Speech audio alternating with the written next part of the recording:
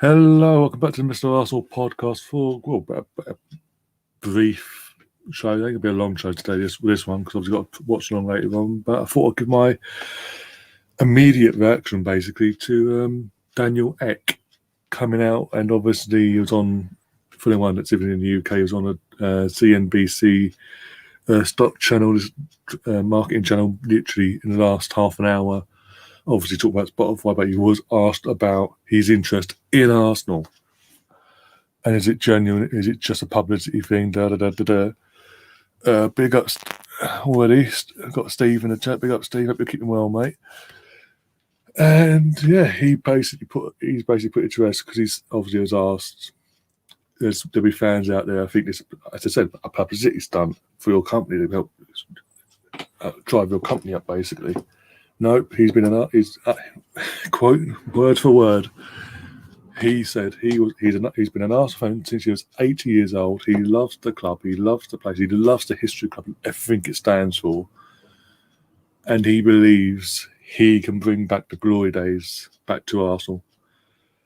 And he believes as well he has the funds. He's now acquired the funds to launch a takeover of Arsenal Football Club. It's now all down to Stan.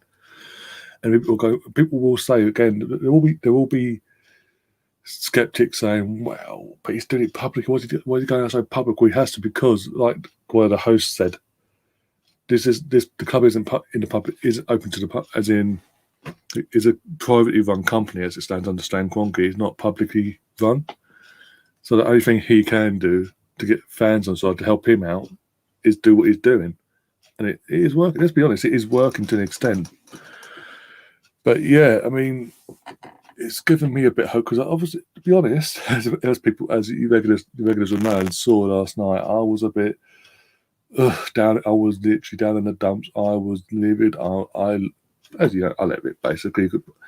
Brownie, who I don't know if he's watching yet or not, or watches this back later. Basically, started poking the bear. Knew I was pissed off because of what Stan Kroenke had said. The PR crap, like the usual PR crap. He just kept poking, and I'll be honest. But this has given me now physically seen. It's nothing being misquoted. I physically watched him say what he's had to say on the Arsenal side of things, and it's given me that bit more hope and excitement again that I had before yesterday. It's sort of creeping back again. I'm sort of like, okay, cool. And he said. He's basically saying, in no uncertain terms, he doesn't expect his first offer to be accepted. He's willing to take it as long as it takes. He is in it for the long haul, no matter what.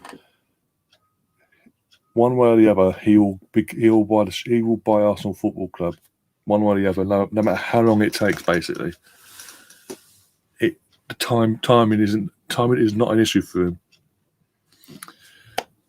But the most important thing, and again, the questions were put to him of, because he's a fan, he'll be a fan owner.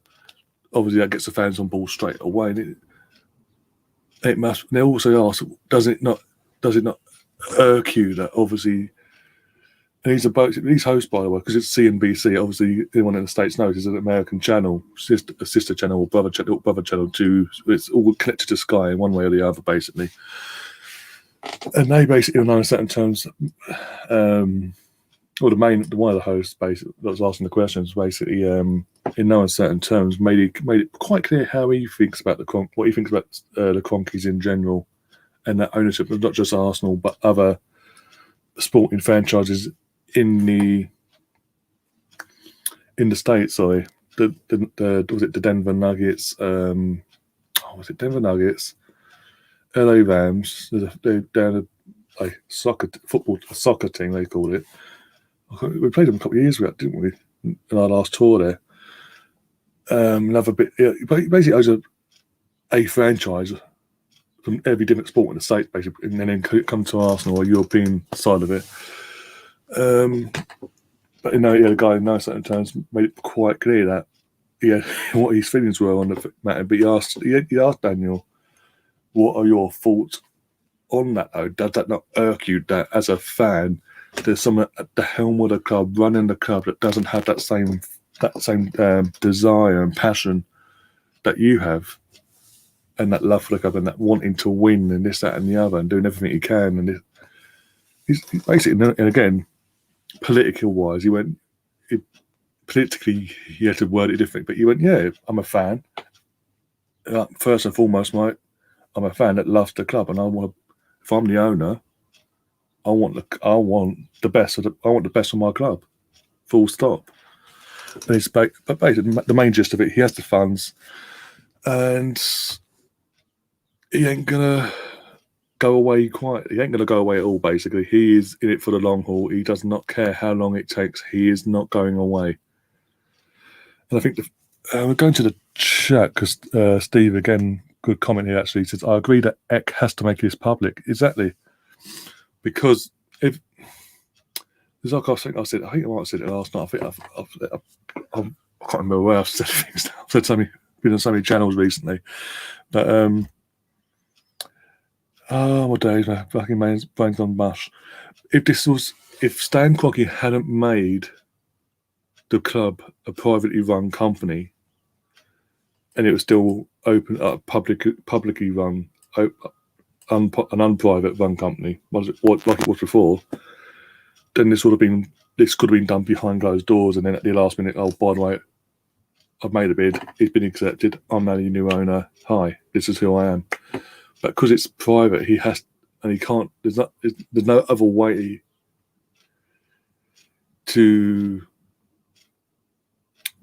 how can I put it, force the current owner or owners in some circumstances, for example, Man United's situation, there's no other way he can force them to sell up, put the pressure on them to sell, so they say, other than make it public, make the fans aware of the situation in every little detail from the get-go, basically.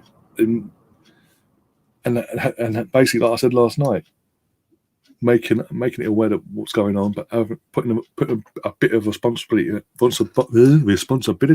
onto us as the Arsenal fan base to do our bit to help him out, help him, Henry, Dennis, Patrick, and whoever else jumps on board in this consortium down the line.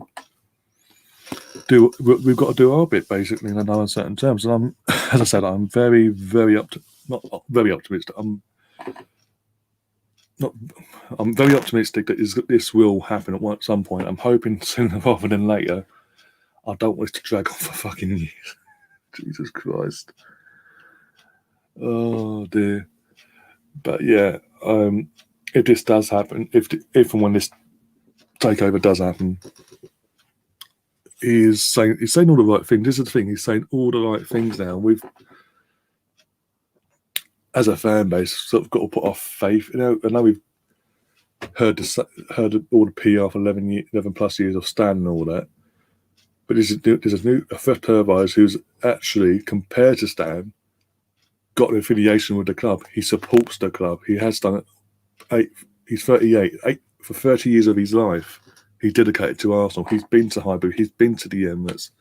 He bleeds the club. He loves everything about the club, be it the ex-players or the current players, and what the club stands for, its history, everything.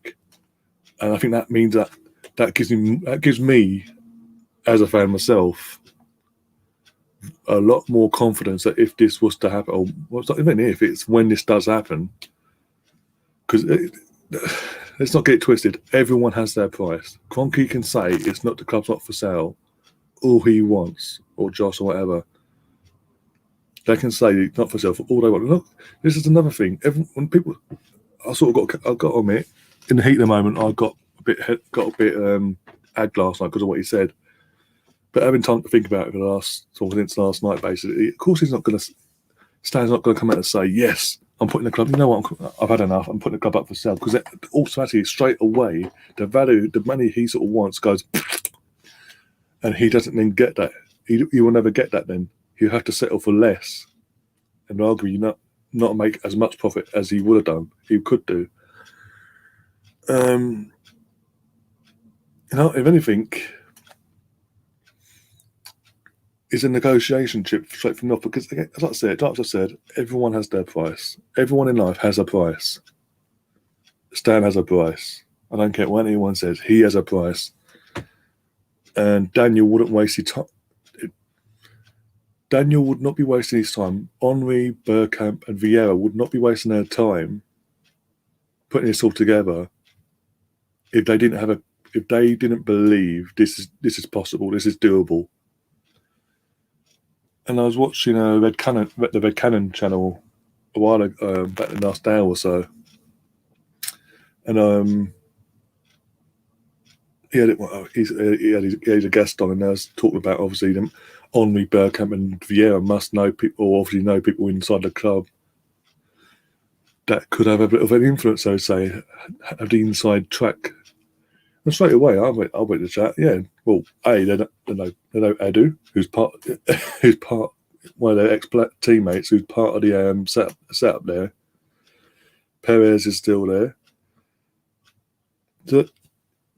There's certain people that may have the same mentality of wanting the best for the club and wanting the club to actually compete, and he's going to be, and they could be the ones giving them the inside knowledge, shall we say. But everyone has their price. This is the thing. Do not give up. Don't just go, oh, well, we've just got to hope and pray that he does invest. Because I've seen and heard that a few times in the last 24 hours as well. And it's like, why? Why have we got to hope and pray that he invests? Because he hasn't done that in 11 years. Why are you doing that now?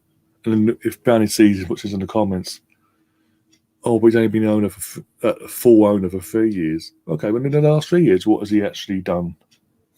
What has he invested in? What has he done to show that he has the best interest of this club? Let's be honest. Big up Gary as well, but Gary's in the chat. How you doing, Gary? Nice and I think now it'll be late for you, wasn't it? I don't know the time. Right? Oh, what? That'll be early for you. Yeah. Oh dear. Colorado Avalanche. Oh, it's Avalanche now. What's Rapids? What do I think they own the Rapids? Or is it the same thing basically? I don't know. It wouldn't surprise me if he's changed the name to Avalanche just for fucking marketing purposes. Wouldn't surprise me at all. But yeah, my back. Yes, this was always going to be a short video. If it's all upload, whatever, and I thought it's but yeah, if you want to come on and give your thoughts quickly. Yeah, he owns both. I think he must own both then, because I swear we played Rapids in our pre-season tour, the last one we actually did. Avalanche he owns both of them. He must own both of them, because I swear when we played him, was it then? Oh, I don't know anymore. Yeah, I'm good. I'm actually a bit, again, in terms of just beefy, I can move away. This is breaking news in the sense of Daniel Ek is confirmed he is completely and utterly legitimately committed to taking over Arsenal, and for his reasons, this, that, and the other, and he has got the funds ready to go. So a bid is going to be coming in any time now. Basically, if he's now saying the bids are the funding is there. He's got the funding. The bid is to, boys and girls, ladies and gentlemen, the bid is coming any day now. But don't be disappointed that I'm going to have to bite my tongue because that first bid is going to be either ignored or rejected, either way. But we've got to bite our tongue and dig in deep, because it is going to be it could possibly be a long, drawn out process. I love it to be overnight done and dusty like that, but it ain't gonna. This is Dan Conquer we're on about. Nate over on Facebook. How you doing, Nate? The Man United fan. Having your own issues with your owners, but yeah, I'm a very, very, very happy Gooner at the moment. So, even happier if it goes ahead and goes through. Because we'll have a man. This is the difference between Stan Kroenke. This is another thing. This is the difference between Stan Kroenke as an owner and Daniel Ek. However you want to pronounce his surname. I've touched on it already in the stream, but one's a fan, one isn't. One person knows football, one doesn't. One cares, one doesn't. And it's hoping you get no owners, mate. I want you guys to get no owners as well, to be honest, because the debt that must be around your guys. I mean, you inherited debt. The second fucking Malcolm Glazer bought the club for his sons. The second he did that, all the debt he had put into the club. And it's got worse and worse. That's 2005, wasn't it? I think now. 2005? That takeover happened. We're 2021.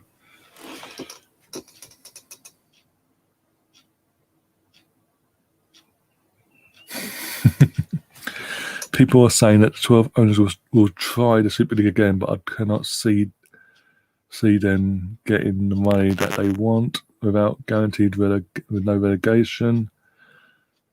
The fans won't go for it, so KSC's end game is dead. Yeah.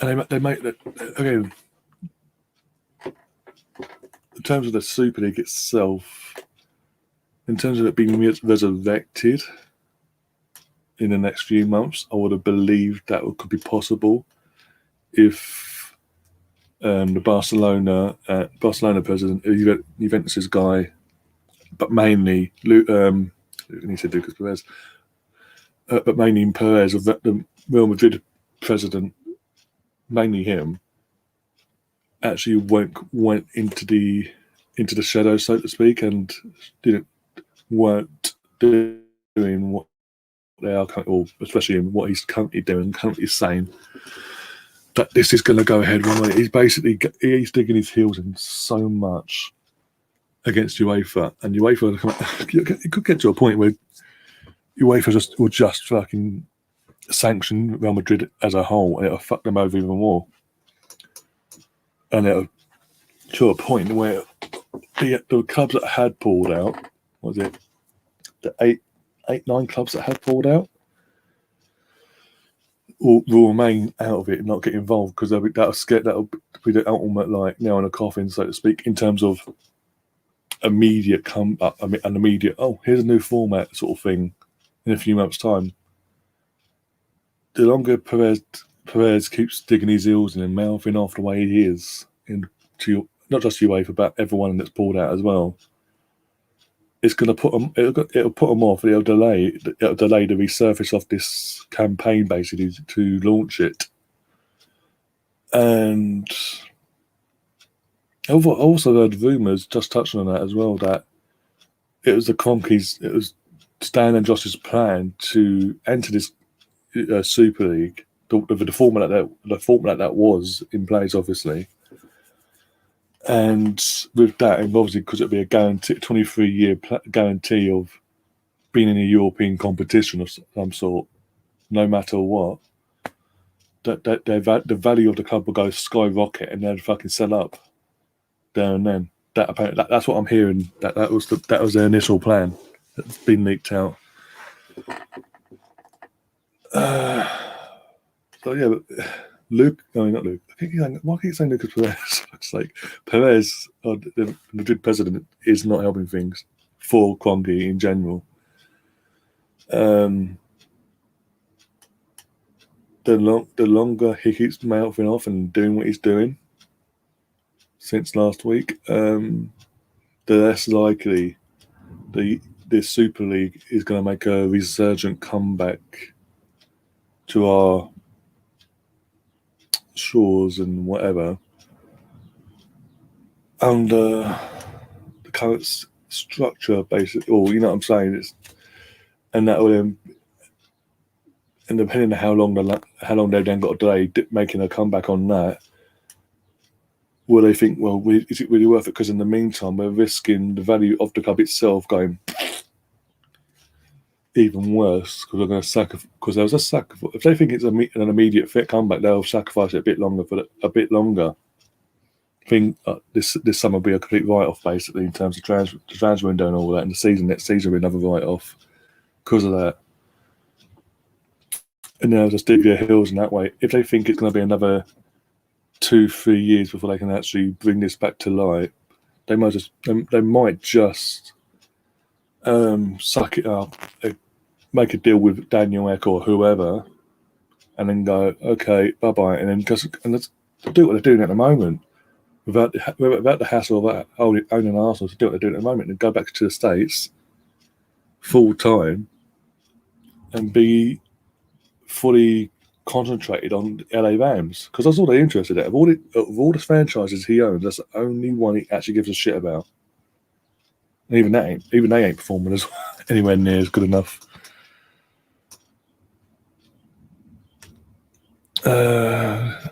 Nate saying we are in about £2 billion worth of debt.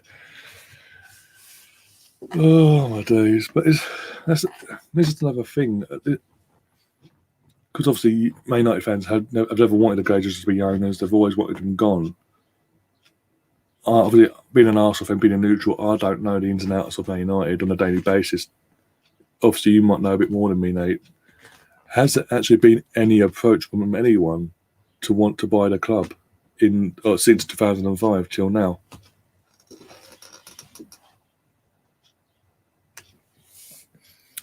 One moment for that. Steve's come back and says Perez has only one goal in mind, and that is the survival of his club as an elite club. Well, not even that, he's trying to save his job as well, because I think Brandy's telling me the other week on his channel that Real Madrid's president's elections come up this year as well, not October, November time. So he's trying to do everything he can to get voted back in, basically. If he can't guarantee, but between now and then, another go at this Super League, he's out of it. He's completely and utterly out of it. And you know what? That could be as painful as it sounds, actually. If the Conkies were to dig their heels in for the next few months to see what happens there as well, and see if he gets re-elected or not. If him not getting re-elected is the final nail in the coffin, and they think, fuck it, if he's not there, then he obviously can't launch this Super League, owning Real Madrid or whatever. We might as well just sell up then. But then that's literally, again, like I said, if they're doing that, we might as well write off this summer and next season again.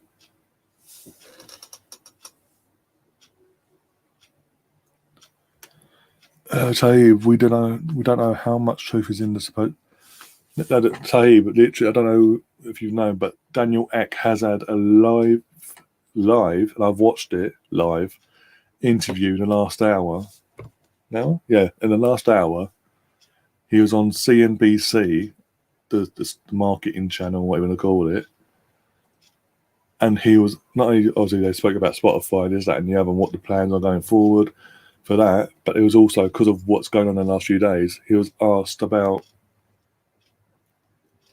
the Arsenal takeover and how much truth was in it, if he was actually genuine about it, was it a publicity stunt, this, that, and the other, how far back does his love for Arsenal really truly go, this, that, and the other. And like I said earlier, quote word for word, he basically said, I've been a fan since I was 8. He's 38 years old, by the way, so he's been a fan for 30 years of Arsenal for 30 years of his life. But and that would have been back in the early 90s as well. So again, Andres Limpar, being a Swedish ex-Arsenal player and obviously played for Sweden and all that. Was his absolute idol, and obviously he played for Arsenal, and that's where his first love for Arsenal came from, watching his football idol play for Arsenal. It grew from then, and obviously he loves the history of the club, the players, the managers, the fan base, everything about the club he loves. and embodies it on a daily basis, basically, this, that, and the other. He's also confirmed live in his interview he has the financial funds to launch a takeover.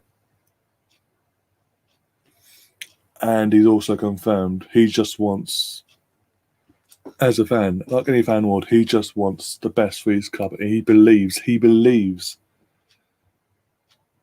with whatever plan he has in his mind, that plan will get us back to the glory days of the yesteryears, the early 90s, late 90s, early 2000s, for our lifetime anyway, and obviously, if not even better than that. But yeah, he believes that's, and obviously he's very much open to having fan representation on the board as well. So again, when I keep saying if, when this happens, when this takeover does happen, whenever that may be, the club being run as a private company will no longer exist. It'll go back to what it was before Stan Kroenke became full owner, which is very, very important. And again, it gets the fans on side. And I'm not one to complain if that's the case. If he is if he is genuine, bloody hell. Don't get me wrong, I'm not expecting overnight that literally he comes in his first full season as the owner and we win the league. I'm not expecting that at all. It's going to be very similar. It's not going to be like Roman Abramovich in that sense. It's going to be very similar to when the current owners of Man City came in. It took them two seasons. I think 2008. When did they buy Man City? 2008, weren't it? They didn't win the league itself until 2012, wasn't it? 9, 10, 11, 12. That's 4 years since they won the title. But they did win. They were winning the League Cup and FA Cup before that, so they were building their profile up. And obviously, the first year they sort of. And also, they've got to remember for the first. I think it was the reason I say with Daniel Ek, I'm going to say when he does take over. But in his second full season as owner, that's when you're going to start seeing the immediate effects going forward and see his vision for the club in the sense of as an owner, if we're going to progress and start being competitive. Because the difference is between him taking over Arsenal and when Man City owners came in, Man City beforehand were a mid-table relegation threatened club pretty much every season. For God knows how many years, back and forth, and this, that, and the other.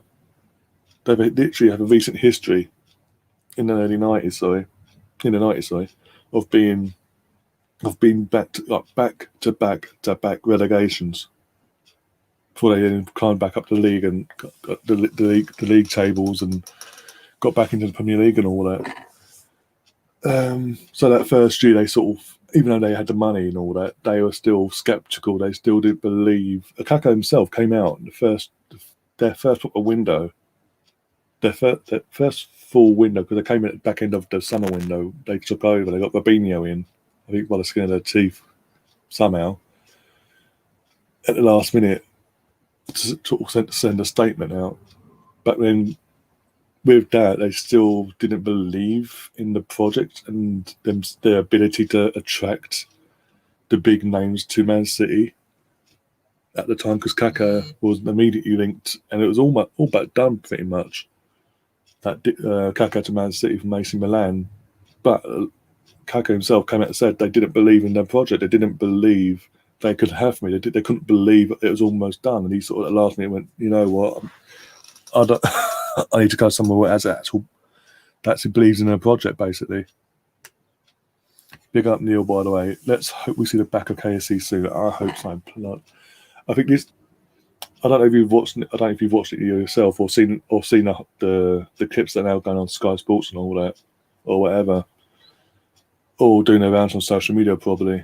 But hearing Daniel Ek live, there's no in between. It's literally him speaking into a camera, through a camera to the world, basically saying, you know what, I've got the funds. I'm a genuine fan. This is how far it goes back.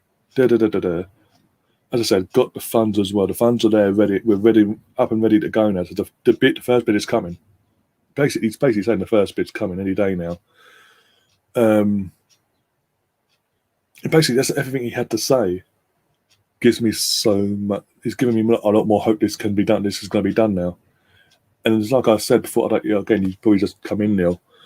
But he had to. He's had to go. The thing is, because all you have to naysay. Why is he, you have these naysayers going? Well, why are you going public? He has to go public the way he's doing it, because the club is a privately run club. Because of Stan Kroenke, he's made it a privately run club. If the club was still a publicly run club like it was before Stan Kroenke became the majority owner, full on 100% owner of the club, then this could be done behind closed doors, and we'd only hear about it near the end of the negotiations and all that. But he's having to do it. He's having to do it this way because it's privately run. So he's having to do it, knowing that us, the fan base, knowing how we feel about Stan anyway. Putting it out there to us that look, this is the thing I'm doing now. I'm going to walk you through the process of what I'm doing. This is how I do it. In the meantime, I need you guys, the rest of the Arsenal fan base, to step up and help put the pressure on him to sell to me.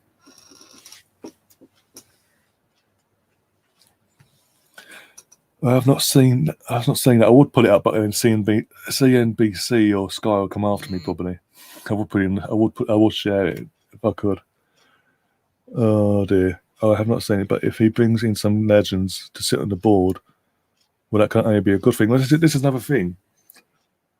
Surely Dennis Bergkamp, Henry and Vieira would not risk their reputation with the fan base if they didn't believe in whatever Daniel Eckers told them as what he would do as an owner and this, that and the other. And they wouldn't be part of this consortium.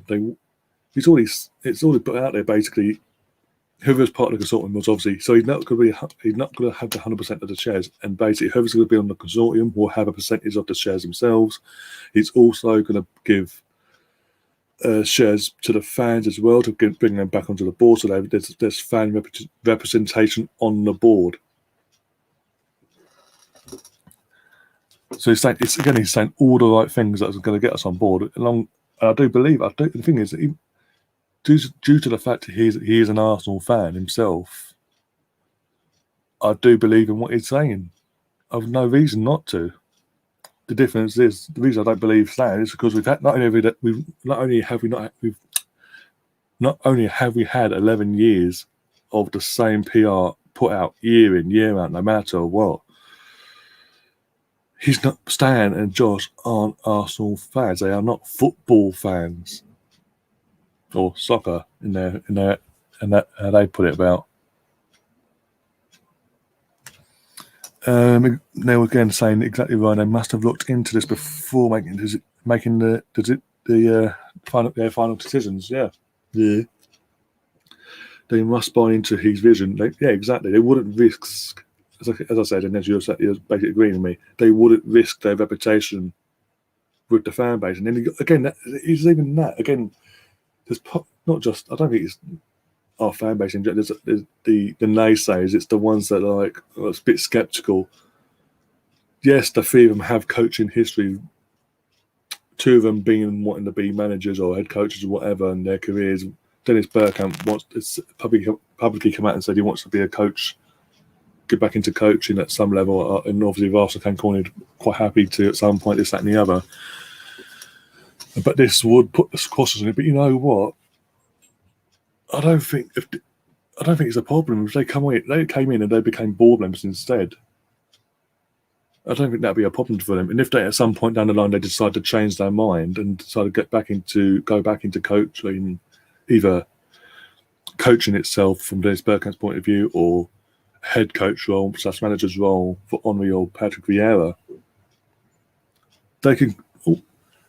All they have to do is then sell their shares to whoever, be it one of the other two, or to the fans, or whatever, or another ex-player.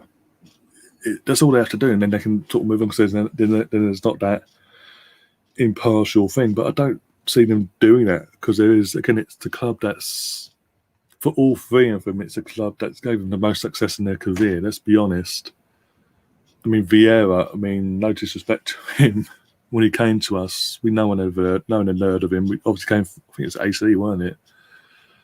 When we got him, and he was a young lad, and we made the club itself gave him the platform to make the career that he made, and he obviously won the league titles that he won, the FA Cups, and obviously part of that he was playing for the French team, the French national team. As we got because of that, he got into the French national team. But the first 1918 won a World Cup with his country, won the Euro 2000s with his country. And Dennis Bergkamp revived his career after his stint at Inter Milan, where it was because he did enjoy his football there because of the way they played and how he likes to play football. He was brought in, and the career that he went on to have as well. There's that emotional connection to the club with all three of them. Again, at Henry as well had was it 6 month stint at Juventus, and it didn't work out. Wenger went and spoke to him, knowing their previous history they had with each other at Monaco. Went to him, said, "Come to us. I'm going to make you a striker. This is what we're going to do." Da, da, da, da. And again, gave him the platform.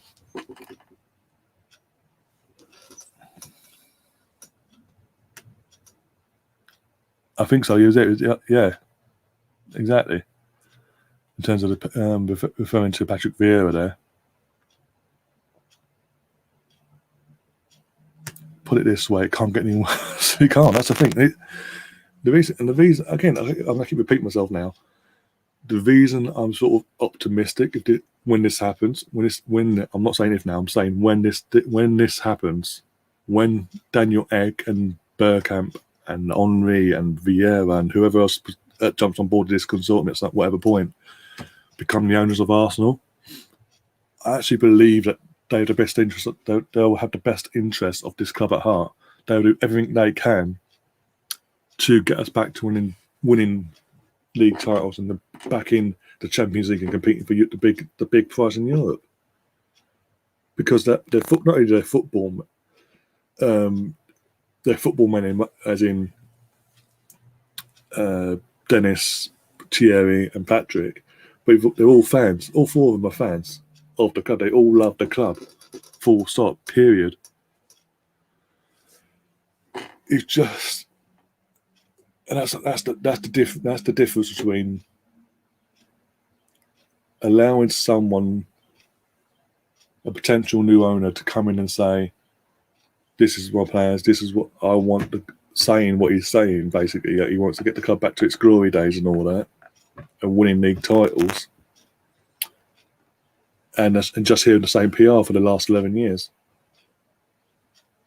That is a difference. Again, I keep saying it. That's the key difference. Daniel is an Arsenal fan. Has been way back in George Graham era, basically. That's how far, because he's 38. He's been a fan for 30 years of his life. For some reason, I thought he was younger than me, but yeah, when I first heard about this, I didn't really look into his age and all that, but I thought he looked a lot younger. But also, it was another positive, being that he's Swedish and he has an affiliation with the Swedish players like Limpa and Lundberg. Maybe when this happens, him and Henry and all that can put an olive branch out there to Freddie, bring him back into the club in some capacity, either as in a coaching role in some capacity if he wants to come back, and basically make the promises that they ain't going to fuck him over like the Cronkies did. And they did. I keep saying it. They fucked him over back last year. The best board in Premier League football. Period. What can make it even sweeter when this happens? When this ownership change does happen, because it will happen one way or the other. It's going to happen. If it fucking kills me, it's happening. I'm going to love the face of Danny Mills having to sit there and squirm as it's a breaking news story, and he's got to be on there talking about it. Because today he's literally like, "Oh, it won't happen with it." knowing that fucking the reaction he gets from our fans. He's so bitter and twisted, the fucking guy. Maybe if he was a half decent fucking defender, he wouldn't play for the likes of Middlesbrough and shitty Man City at the time and Leeds United when they're on their downfall. Oh dear, what is the club actually worth right now? Do we know? It's been rumoured. The quotes numbers came out a couple of days ago. I think on Monday, I think it was. And Danny Murphy. I can't stand Danny Murphy. He's a dick. Jermaine Genius as well. Oh my god, his face. He'll be memed. Jermaine Genius, Danny Murphy, in particular. All three of them really will be absolutely memed the fuck out of by our fan base. Left, right, and centre. We just know it's coming, and I can't wait for that because I'm going to love every second of it. Even Stephen Warnock, I fucking need the fuck out of him because he's an absolute knobhead. Even he doesn't want it to happen because he's all these ex-players that never played for Arsenal, but played against the great teams of Arsenal, the late 90s, early 2000s Arsenal teams, all have that hatred towards Arsenal. They hate us. Oh, the bitter and twisted side of them, eh? One memory I love, and again, what's going to make it even better is Henri's part of this setup basically was when we played. Arsenal played Middlesbrough. I think it was the league game because we played a lot in the Invincible season. We played Middlesbrough 5 times that season, twice in the league, over 2 legs in the League Cup semi-final and the FA Cup. I think I'm trying to think now. I think we played them four times in a month, something like that. It was something crazy like that in January. And one game in particular, I think it was a league game because the game that basically it's the game that put us top of the league at full time as well that day. But Danny Mills, they were losing by the way, Middlesbrough, but he had the ball in the corner and all that. And Danny Mills, it was 3-1, I think. Was it 3-0 or 3-1 at the time? But Danny Mills had it held for some reason, holding it up in the corner in his defensive corner. And Henri just went up to him and poked his leg around and went through his legs, and then went off. And Danny Mills just stood there like, "What? Surely that's a foul." But yeah, in terms of the question, sorry, Stephen. Basically, from what we've been told, the value of the club as we speak, as of Monday when the number came out, was £2 billion at that time. Might have dropped, I don't know. But also there's reports coming out over the weekend, even though they're publicly saying club's not for sale, they are clearly saying they've clearly said to someone, because the reports have come out, that if they were to sell, they would accept just over 2 billion, like 2.1, something ridiculous like that. Freddie had a great report. The youngsters, yeah. I mean, we heard a few weeks ago when he was talking about back. He was talking about Saka. I'm not trying to pronounce his first name. Get tongue-tied. But when he was talking about Saka and when he was coming through the system there, and because obviously Freddie at that time was working with the youth team back then and having a lot of success as well.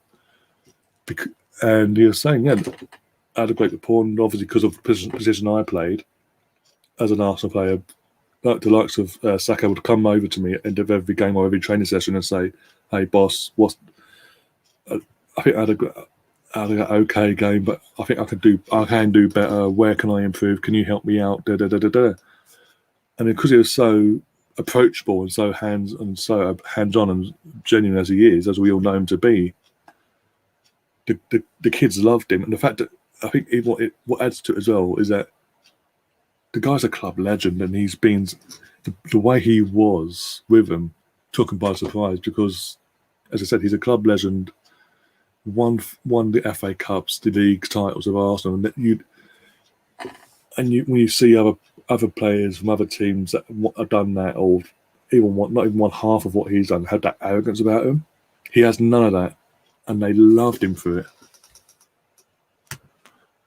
Can't wait! All these idiot so-called pundits, I'm counting the days. The day it happens, I'm going live, and I don't care if Sky come after me or not. I'm putting it up on the screen, and we're going to watch it and fucking ravish in it. Yeah, and only made him look like a chump. Yeah, I literally, but Danny Murphy's, I say, like, surely that's a foul, ref. Literally, he turned to the linesman and said, surely he basically asked for a foul. And what was it? The one after, I think it was like two seasons on when we, last year at Highbury, the infamous penalty that we screwed up. And he got into Perez's face over it. How dare you fucking this? Melvin, big up Melvin, by the way. It says the Arsenal, in response to Steve's comment earlier, the club is worth what someone is prepared to pay for it, and what the seller is happy with. Yeah, that's true. But we are. It's going to be not a long waiting game, but it's going to be a waiting game, whatever way you want to look at it. But I honestly do believe it's going to happen at some point. If Stan and Josh had no intention whatsoever of selling, yeah, that's what I'm saying, Melvin. We're talking about Danny Mills. With the infamous, not infamous, the famous Henry, was it in the league game in January of 2004 in the Invincible season? Danny Mills is holding the ball up in the corner, even though they're losing like 3-0 or something like that. He's holding up in the corner like that, hoping it goes. The ball stopped, and Henry walks up to him and just goes, puts a leg around his left leg, puts his right leg around his Danny Mills' left, and goes, "Okay, got it." Does a little tip tap tup through his legs, and then goes off with the ball. And was it Fred? I think it was Eddie who scored. I think it was Eddie who scored from that, or Freddie, one of the two.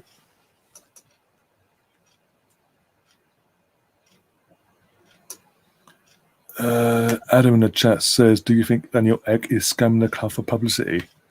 After literally watching and hearing him live this afternoon, I don't think he is. Honestly, don't. I can understand beforehand people having that thought, maybe, because obviously we hadn't seen or heard of him physically live until this point. It was always been he'd spoke to someone else, and it got through it was always through the grapevine, so to speak, that certain things were coming out, or that initial tweet last Friday as the protest was getting underway last week. It's never been, we've never properly seen him like say anything in the last few days. This is the first time we've got to see and hear him speak about the situation. And I'm basing it on what I heard and saw. And from that, I don't think so. Right from now on, I don't think it is, because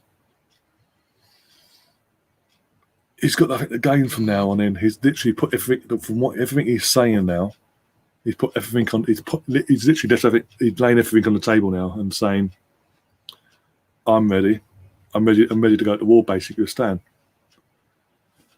and sort of bring it on. He's literally come out. He's confirmed the funds are ready. He's got the financial funds ready to go. The first bid is coming. Spotify don't even pay their artists what they deserve. I get what you're saying, but this is another sort of thing. I did touch this last night. It sort of aggs me. Everyone's now nitpicking on this, and rightly so, you can say. But where's this energy when the Man City's owners came along, with all the controversy that comes with that? Because it's blood. What the money they've got isn't clean, isn't innocent. It's blood money.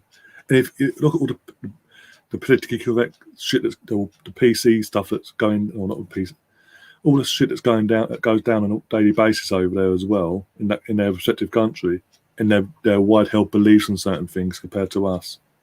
Where was the energy then? Where was the energy when Roman Abramovich took over at Chelsea, and it came out within the first 6 months of him being the owner? It came out. Panorama did their digging, put a program out there confirming that it's not just clean oil money, so to speak. It was dirty blood money. Mafia were involved as well, Russian mafia as well. He's involved in the Russian mafia. Where is this energy? Where was this energy then? Suddenly, someone that's come along owns a music app and looking to buy. He's a co-founder as well, but he's looking to buy a football club in Arsenal, basically, and suddenly this has been brought up. This energy has been brought to the surface. The people's energy towards this has been brought, and it's been rammed home. And I'm like I said, where was his energy before? Seriously, why is it? Or is it just because if he was looking to buy another club, any other club, would you be going, well, you know what? I'll let him off. I won't bring it to us. I won't have this energy. But is it because of the Arsenal situation? No, but you know what I'm saying. Literally, I get what you're saying. I'm not disagreeing with you on what you're saying, Adam. But at the same time, I'm going to bring it to the surface that, well, hang on. No one's ever kicked off over the Man City's owners, Chelsea's owners, ever. Of all the dirt that's come to the surface, nothing's ever been. It's all swept under the rug. Like, okay, no worries. It seems when Arsenal get a potential new owner, because he does. Again, he owns what? He's a co-founder, but he only owns I can't remember how much. He doesn't own a massive percentage of the company. Oh, but and you get this report, and I'm like, seriously, it does my head in. So because he wants to buy Arsenal, he's a bad man. If he wants to buy anyone else, it's okay, no problem. I mean, it's just ridiculous. And as going back into the chat quickly while my eyes are still letting me. Neil says, anybody there cannot be squeaky clean. I hope I'm wrong, but I don't think that's a commodity. Yeah. Also, Ryan, what about Qatar getting them up? Thank you. And who owns Man City? Where do they come from?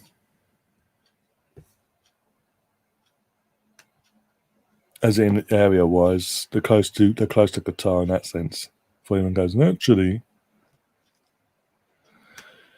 I'm not talking about dirty money or clean money. What I'm saying is, you might be buying Arsenal for business purposes, to make profit. Okay, I get okay from that perspective. I get what you're saying, but again, from what I've literally seen and heard of him, because again, body language as well. But when you're listening to him as well,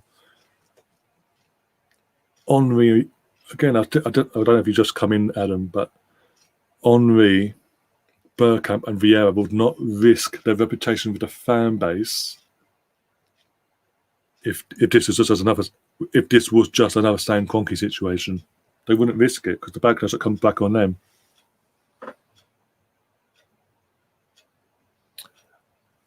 Cam's joined us in the chat. Big up, Cam. How you doing, mate? Oh dear. Still don't think this is going to happen, says the Ipswich fan. Stefan, stop taking away our hope. I think it will. I actually do think it's going to happen. But it's a part of it is down to the fan base now as well. We can't just sit back now and let Daniel, Henry, Vieira, and Dennis take all going on their own. We've got to keep putting the pressure on ourselves. So what today? Wednesday, aren't we? So tomorrow, if you want to go down to the Emirates to do a protest, knock yourselves out. Same on Sunday. Same next Thursday. And don't buy anything in the club store. If you're going down there, don't go into the club store. Don't buy anything. Don't do what the Tottenham lot did the other day. Basically, don't go online and buy stuff. Don't boycott all their sponsorships. The Adidas's, the Levitzers, and whatever betting company we're fucking tied to as well. Visit Rwanda, for example. Boycott everything. Do what we can as a fan base to put the pressure back onto Stan and help Daniel, Thierry, Patrick, and Dennis push forward and get this over the line as quick as possible, because the quicker we can come together and get this done, one way or the other,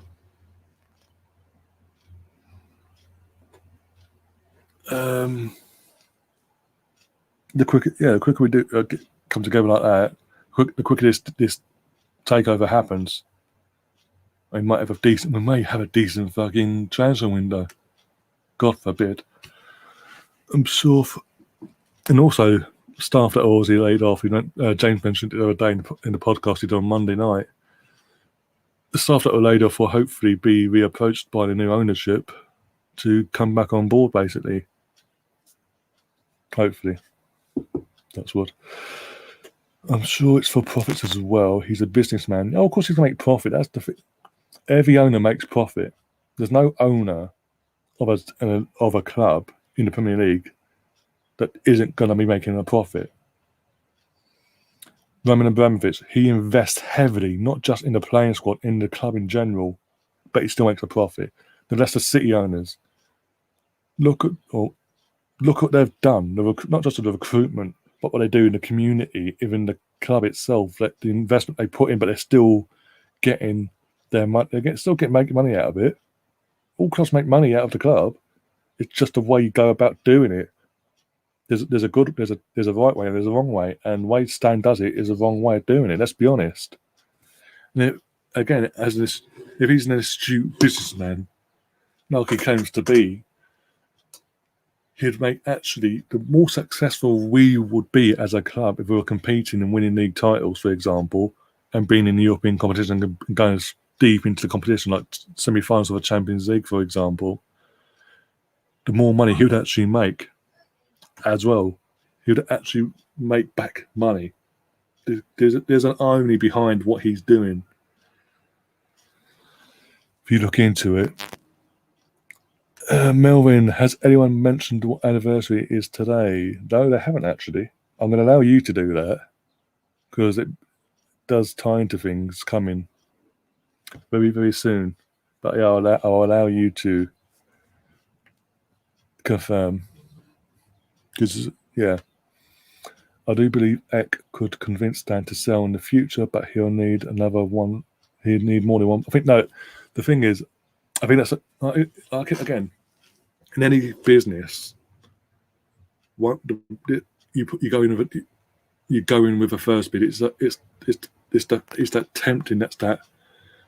Okay, this is the first bid, but how far off are we?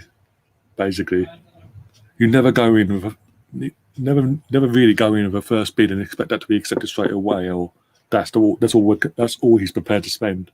That's just a test of the waters bid. The 1.8 billion rumours.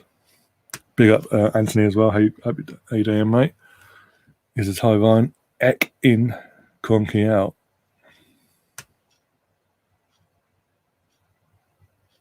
What time will tell Adam? In the world of money, everything has its prices. That's nothing. And also, yeah.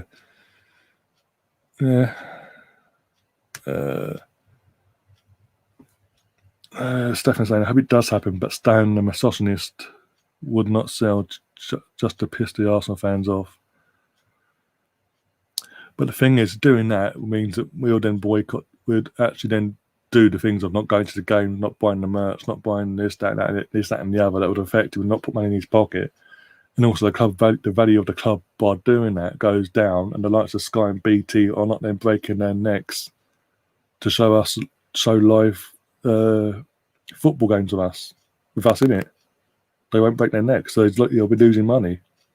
Is he really willing to risk that?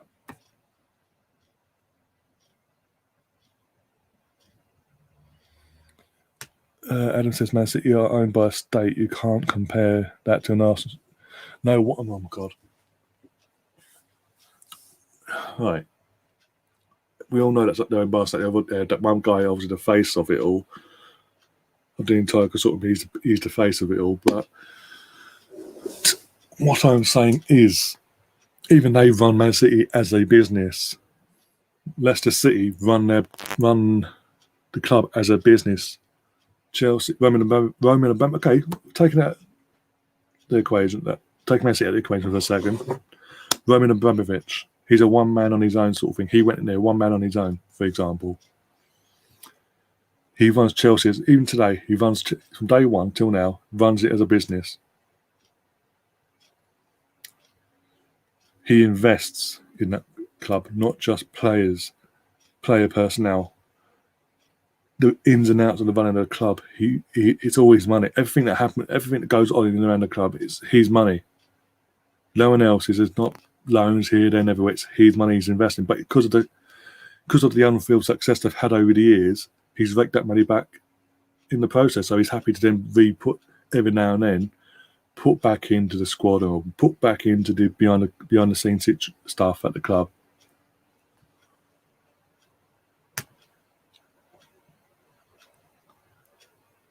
Also, the tracks on the Super League could factor touched this earlier as well, yeah.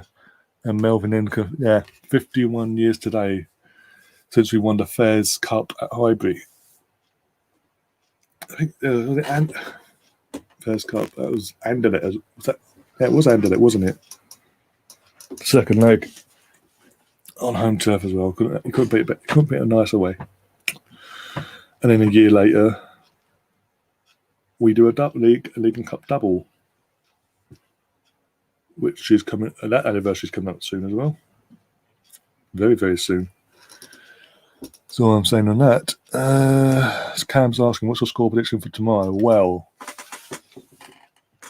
up till today, I believe, going by what we've seen for the last two games since we played Slavia, I'm not being optimistic at all. I think we'll probably lose 2-1. This is what we've been saying. But then we're hearing today that David Luiz, Kieran Tierney, Aubameyang, Lacazette, basically every player that's been out injured recently is now ready, back in training and ready to go, basically, for tomorrow.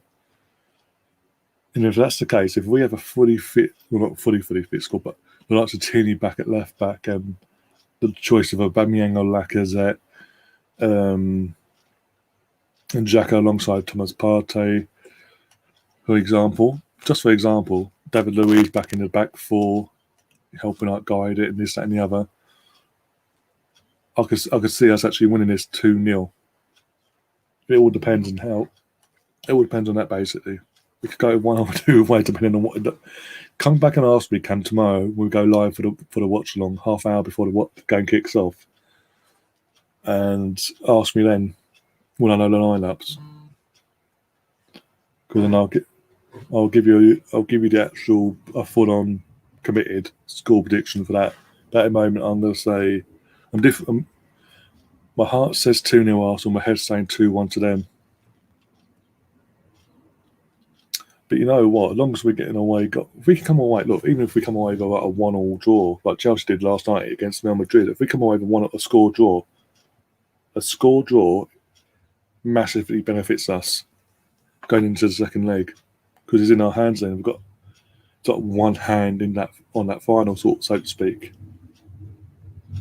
It basically invites Villarreal to come to us and come to the Emirates, and they have to come at us in that sense. But we do have to. I'll say it now. We do have to score an away goal tomorrow, at least one.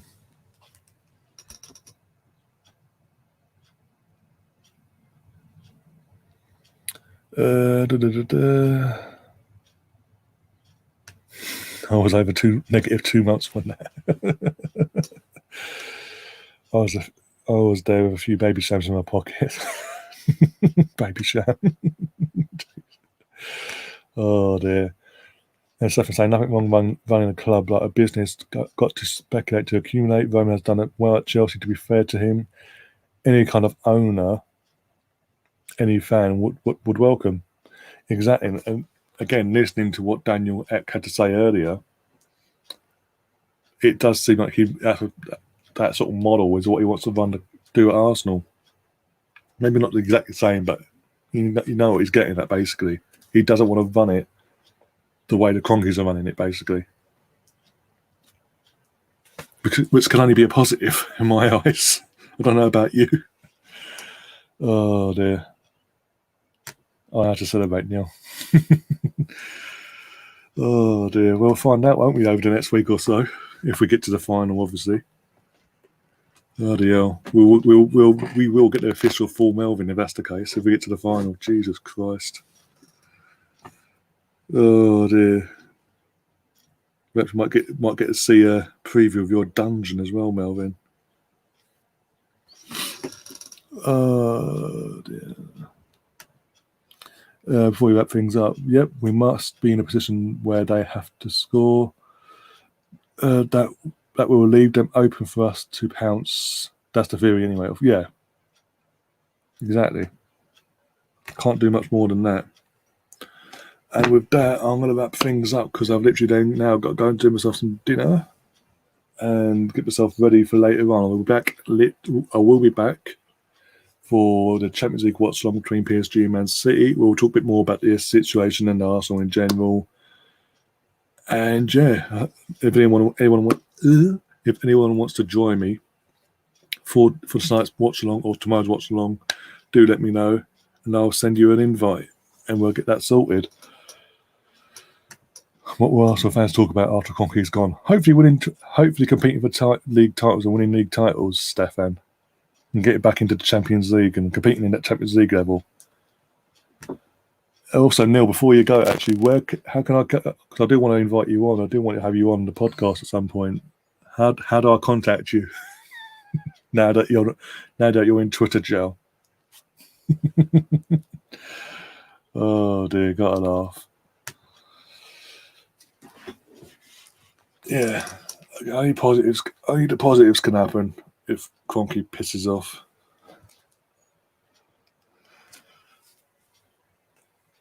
Oh dear. As I keep saying, literally, but Dennis, Patrick, and Thierry would not risk their rep with the Arsenal fan base if this was just going to be another Stan Kroenke situation, but Sweden style. All right, no problem, Neil. Cheers. All right, cool. I don't know, Melvin, are you still there? Great showing conversation. Let's keep our fingers crossed that this happens. Kroenke out, up the Arsenal. Exactly. Hashtag. Here's another thing. Keep the hashtag Kroenke out going, and also add to that hashtag Ekin as well. Keep it going. Get it trending as much as we possibly can. But also, as I said, if you want to go back to the Emirates tomorrow and do a protest, even though it's an away game, fine by me. Knock yourselves out. As long as it's peaceful, it's respectful. Knock yourselves out. Go to the Emirates on Sunday as well. Do the exact same thing. Go ahead, fantastic. We've got to do our bit to make them aware that we ain't backing down this time, like we've done in the past. Be great if you could get the 3 wise men involved. Oh my God, you have no idea how much joy that the idea of Henry, Bergkamp and Vieira being part of this gave me back on Monday when this news broke. Because, again, I'm 32 in a few weeks' time. In the next few weeks, I'm turning 32. So a big chunk of my young / teenage years was watching them on a week-to-week basis, playing for Arsenal, and basically winning. Bergkamp won 3 league titles. Henry won 2. Vieira won 3. Plus the FA Cups and all that. We would have won a Champions League if there wasn't dodgy shit going down at Valencia in the early 2000s, or we bothered to turn up against Chelsea in the invincible season itself, in the second leg wise. But it is what it is. We could have even won the Champions League in 2006 without Vieira, actually. It was Bergkamp and Thierry left at the 3. But sort of a dodgy linesman fucked us for that one. And a dodgy ref beforehand. I wouldn't be surprised if Kroenke have got shares in Spotify. I doubt it, because people don't like him. literally can't stand them. But it wouldn't, yeah, if you say that, you put the idea in there, don't. It's great to see. It's great, Ryan. Argue three of best 10 plays ever Arsenal for an Arsenal board. Come on. Exactly. And the fact that they're not just Arsenal fans from obviously playing for Arsenal, become fans whilst playing for Arsenal. They're Arsenal men. They're football men. This is the thing we've been saying for years. We want football men on the board, and Kroenke's never done that.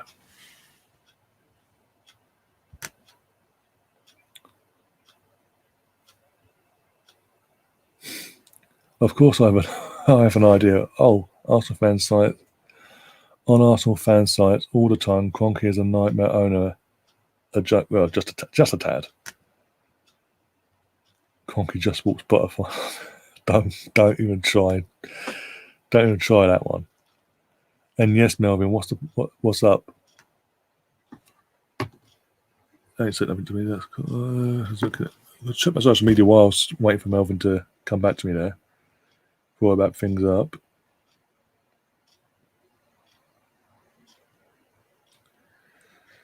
Oh dear. How social media reacting to this?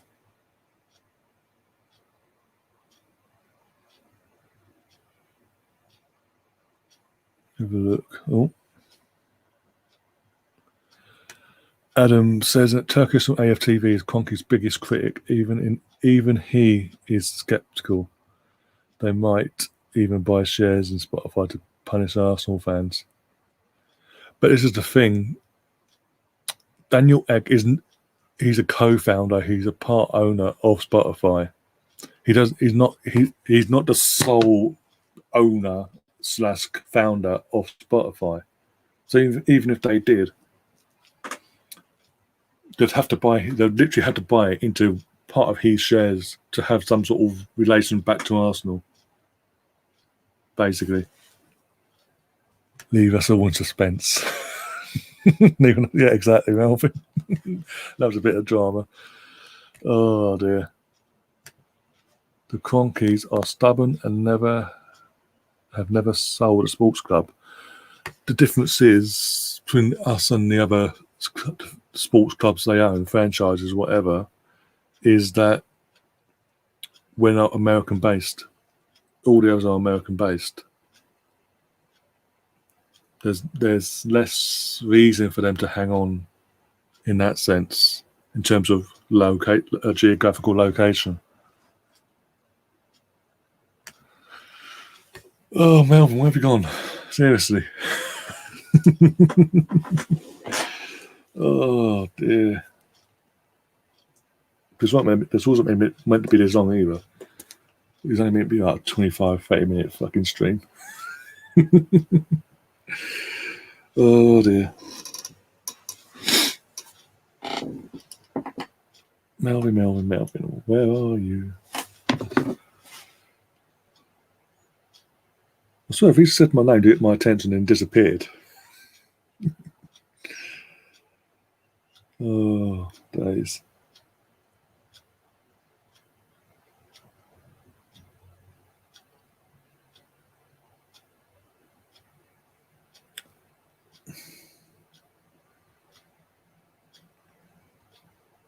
Yeah, Danny Welbeck's getting a lot of praise on social media. Oh, there we go. After all that, need to talk later. Yeah, that's what, literally, if you want, you can call me now if you want.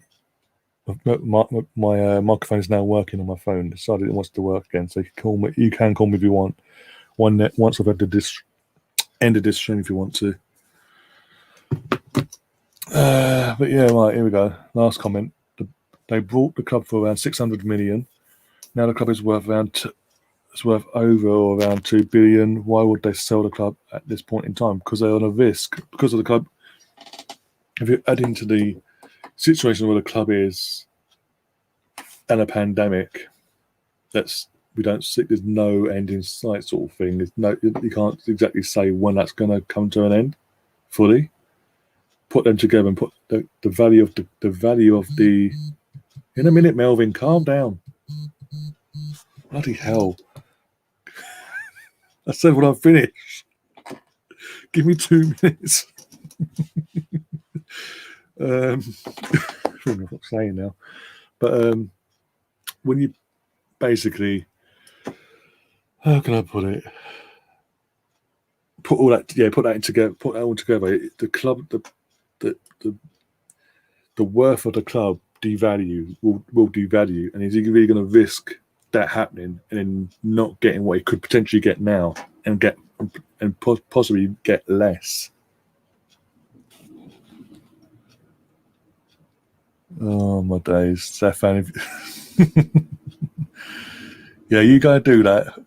Then literally send it over to me afterwards on whatever social media platform you can find me on, basically. And when this happens, when this takeover happens, I'll literally plug it on here for you. Might get taken down, but fuck it. One last question from Neil before we go quickly. If we win Europa, Arteta to stay. I think you have, in that sense, if we win to win Europa, even though I'm not convinced by Arteta as a whole, going by more again this season, especially in the league and the amount of defeats, the 1-0 defeats we're having, in the way we're playing. You can't sack him if he wins a second trophy in a year and a half of being at the club. I think that'll buy him a bit more time under Daniel Ek or whoever. But it buys him a bit more time.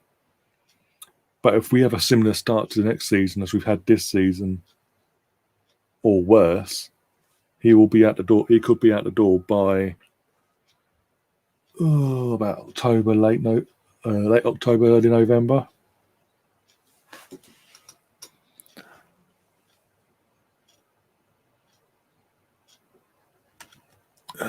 He has to stay. He has to stay, win the Europa and the FA Cup. He has earned the right for another season. That's what I'm saying.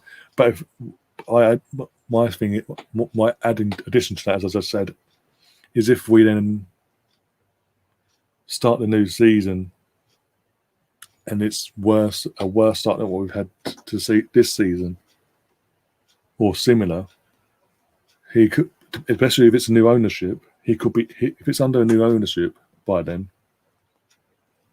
he could literally be booted at the club by around October time, if not early November. That's on him then. That's down to him. Be fair, I think I'm only saying that under new ownership. If it was under current ownership still, and it was still in the negotiations to fucking get him out of the club, basically. In this, we had a bad start to the season. Yeah, he'll be gone, but he'll get till Christmas Day, and then be gone. Knowing the fucking that lot. Adam's comment here. What did you make of Vapara's comments about AFTV? I did touch on this on Monday in the podcast briefly, kind of, sort of. But if you want more in depth from myself, come back later, and I will discuss that with yourself and the others again later. I do need to go because Mel was going to start calling me a minute like, what the fuck?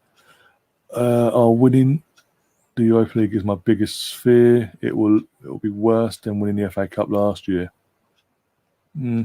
Personally, I don't see us winning it, to be honest. I'm being brutally honest. I've never said we'll win it.